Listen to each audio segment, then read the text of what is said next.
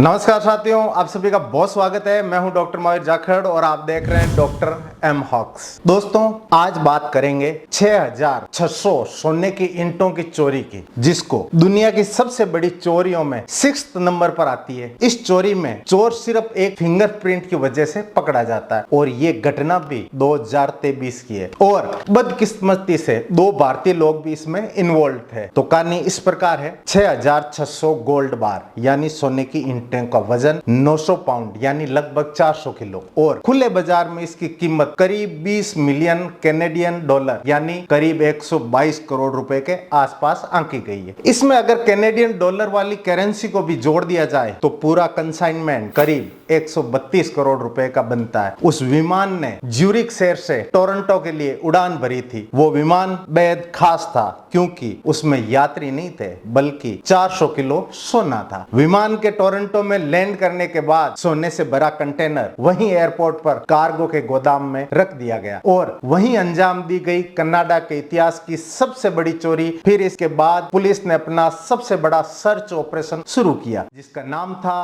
Project 24 carat. 17 अप्रैल 2023 शाम 5:56 Switzerland की राजधानी ज्यूरिख से उड़ान भरकर एयर कनाडा का एक कार्गो प्लेन कनाडा के टोरंटो हवाई अड्डे पर लैंड करता है। इस प्लेन में स्विट्जरलैंड की एक मेटल रिफाइनिंग कंपनी के 6600 सोने की ईंटें और 1.9 मिलियन कैनेडियन डॉलर की करेंसी भरी थी, जिन्हें Vancouver Boolean and currency exchange तक पहुंचाया जाना था। 6600 गोल्ड बार यानी सोने की ईंटों का वजन 900 पाउंड यानी लगभग 400 किलो है और खुले बाजार में इसकी कीमत करीब 20 मिलियन कैनेडियन डॉलर यानी करीब 122 करोड़ रुपए के आसपास आंकी गई है। इसमें अगर कैनेडियन डॉलर वाली करेंसी को भी जोड़ दिया जाए तो पूरा कंसाइनमेंट करीब 132 करोड़ रुपए का बनता है। जाहिर है एयर कनाडा के इस प्लेन में लदी ये चीजें बेहद कीमती है और इनकी देखभाल और सुरक्षा भी उतनी ही जरूरी थी। 17 अप्रैल 2023 शाम 6:32 सफेद रंग का एक बॉक्स ट्रक एयर कनाडा के उसी वेयर हाउस यानी गोदाम पहुंचता है जहां एयर कनाडा के उस कार्गो प्लेन से उतारा गया वो कीमती शिपमेंट रखा गया। ट्रक के ड्राइवर के पास एक एयर वे बिल मौजूद है जिसमें ज्यूरिख से आई उस शिपमेंट का ब्यौरा दर्ज है। वेयर हाउस में मौजूद लोगों को वो अपना बिल थमाता है और बताता है कि ज्यूरिख से भेजे गए उस शिपमेंट में दुनिया के बेहतरीन किस्म का सी फूड यानी फाइनेस्ट अटलांटिक सोलोमन मछलियां भरी है जिन्हें उसे आगे डिलीवर करना है। वेयर हाउस में मौजूद कर्मचारियों को दूर दूर तक शिपमेंट के अंदर मौजूद साजो सामान के बारे में कोई जानकारी नहीं थी। वो ड्राइवर के पास मौजूद एयरवे बिल के साथ बाकी दस्तावेजों का मिलान करते हैं और ज्यूरिख से आए उस शिपमेंट को ड्राइवर के हवाले कर देते हैं। यानी ज्यूरिख से आए सोने की ईंटों और करेंसी वाला वो शिपमेंट मछलियों के धोखे में सफेद रंग के उस बॉक्स ट्रक में लोड कर दिया जाता है और अगले ही पल वेयर हाउस से निकलकर तमाम चेक नाकों को क्रॉस करता हुआ वो ट्रक बाहर की दुनिया में गुम हो जाता है। 17 अप्रैल 2023 रात 9:30। इस कहानी में असली ट्विस्ट तब आता है जब ज्यूरिख से भेजे गए उस शिपमेंट को रिसीव करने के लिए ब्रिंग सिक्योरिटी नाम की एक कंपनी का बख्तरबंद ट्रक एयर कनाडा के उसी वेयर हाउस पहुंचता है। बख्तरबंद ट्रक का वेयर हाउस में पहुंचना लाजमी भी है क्योंकि ज्यूरिख की वही शिपमेंट है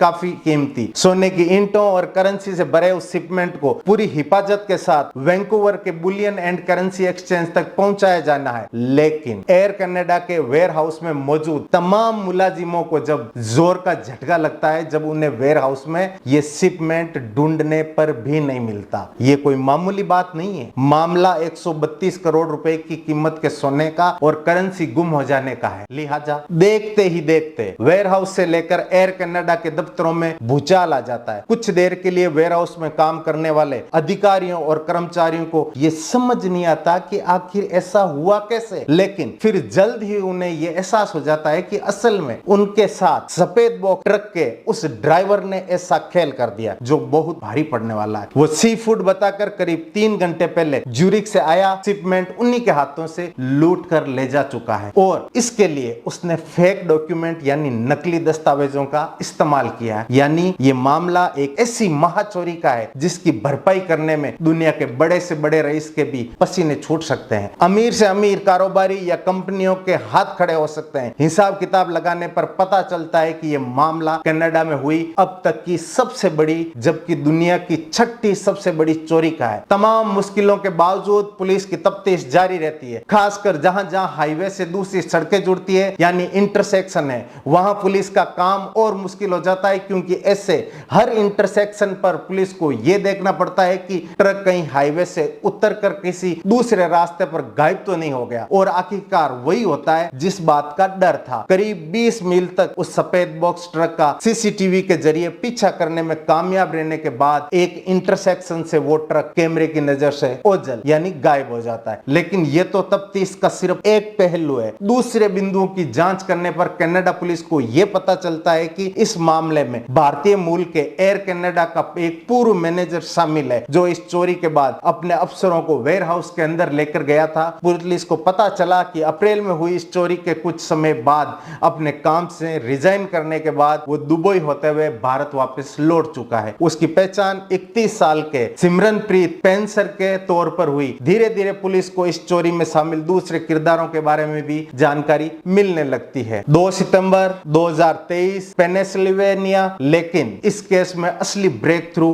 करीब 5 महीने बाद यानी 2 सितंबर 2023 को तब आता है जब अमेरिका के पेनिसिल्वेनिया में पुलिस 25 साल के एक नौजवान को एक मामूली ट्रैफिक नियम के उल्लंघन के मामले में पूछताछ के लिए रोकती है। लेकिन पेनिसिल्वेनिया के फ्रैंकलिन काउंटी के पास रोके गए इस ट्रक ड्राइवर से पूछताछ करने और उस गाड़ी की तलाशी लेने पर जब पुलिस भौचक्की रह जाती है, जब उसकी रेंटल कार से पुलिस को 65 अलग अलग किस्म की गन यानी बंदूकें हाथ लगती है। और तो और पुलिस को ऐसे 2 फुली ऑटोमेटिक हैंडगन भी मिलते हैं जिन्हें मॉडिफाई करके मशीन गन का रूप दिया जा चुका था। जाहिर है हथियारों की तस्करी का एक सनसनीखेज मामला था जिसका खुलासा महज एक ट्रैफिक नियम तोड़ने के इत्तेफाक हो गया था। पुलिस को पता चला कि यह आदमी दरअसल अमेरिका और कनाडा के दरमियान हथियारों की तस्करी के रैकेट से जुड़ा है। मगर अमेरिका और कनाडा पुलिस को जब 25 साल के इस नौजवान की असली पहचान पता चली तो उनकी हैरानी का ठिकाना ही नहीं रहा, क्योंकि यह आदमी और कोई नहीं बल्कि एयर कनाडा के वेयर हाउस से 132 करोड़ रुपए की सोने की ईंटें और कैनेडियन डॉलर उड़ाकर ले जाने वाले उस सफेद रंग के बॉक्स ट्रक का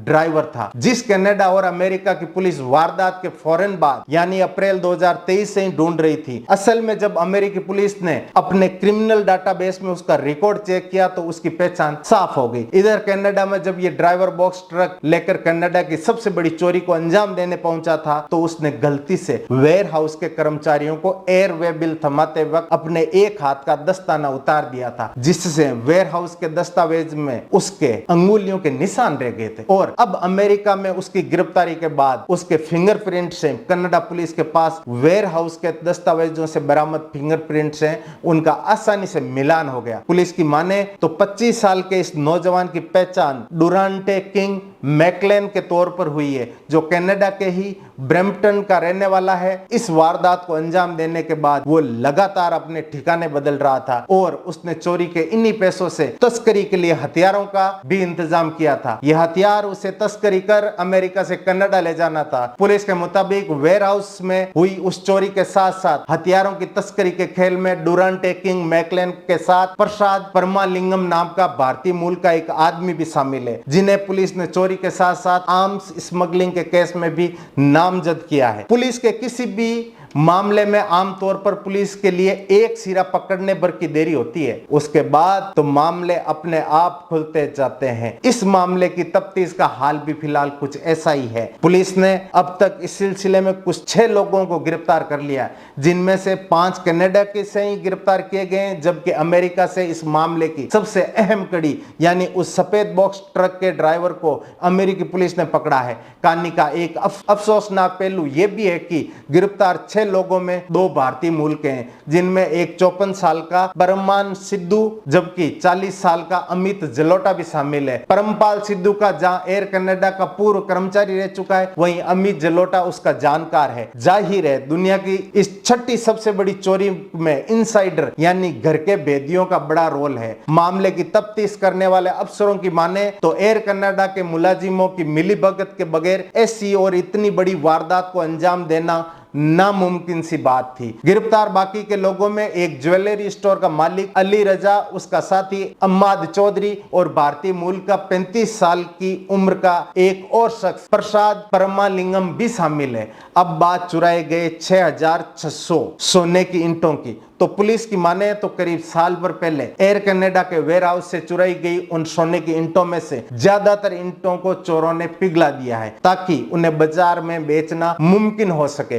असल में ज्यूरिख से भिजवाई गई सोने की सारी ईंटों पर सीरियल नंबर छपे हुए थे, जिन्हें खुले बाजार में बेचना नामुमकिन था। ऐसे में चोरों ने अपना दिमाग लगाया और ईंटों को पिघलाना शुरू कर दिया। फिलहाल पुलिस को ज्यादा तो नहीं, लेकिन उन पिघलाए गए सोने की ईंटों से बने सिर्फ 6 ब्रेसलेट हाथ लगे, जिनकी कीमत करीब 89,000 कैनेडियन डॉलर यानी 53 लाख रुपए बताई गई है। इसके अलावा पुलिस को एक ऐसे ज्वेलर और उसकी ज्वेलरी शॉप का पता चला है जहां इन ईंटों को गलाने का काम किया गया था। पुलिस ने इस काम में इस्तेमाल किए गए कुछ साजो सामान भी बरामद किए हैं। पुलिस की माने तो ये ज्वेल थीप अपनी पहचान के साथ साथ सोने की पहचान भी छुपाना चाहते थे, क्योंकि उन्हें डर था कि अगर सोने की पहचान साफ हो गई तो फिर उनके पकड़े जाने का रास्ता भी खुल जाएगा। इसलिए उन्होंने सोने को पिघला दिया। बहुत मुमकिन है कि उन पिघलाए हुए सोने का इस्तेमाल वेडिंग रिंग्स, इन्वेस्टमेंट कॉइन्स यानी सोने के सिक्के, आर्ट्स पीस, सोने के दांत, सेलफोन और दूसरे इलेक्ट्रॉनिक्स गुड्स में किया गया हो, या फिर हो सकता है कि उन पिघलाए हुए सोने को फिर से ईंटों का रूप दे दिया गया हो ताकि उनकी पहचान मुमकिन ना हो सके। फिलहाल पुलिस ने इस केस में कुल 9 लोगों को आरोपी बनाया है और 9 में से 6 पकड़े जा चुके हैं। लेकिन यह भी एक सच्चाई है कि इतनी कामयाबी के बावजूद चुराए गए सोने और करेंसी का ज्यादातर हिस्सा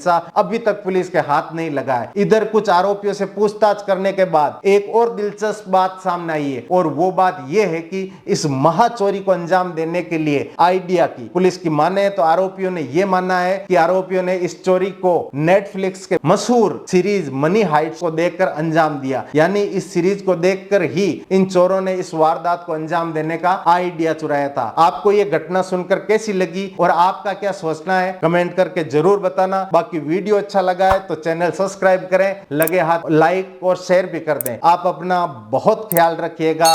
नमस्कार।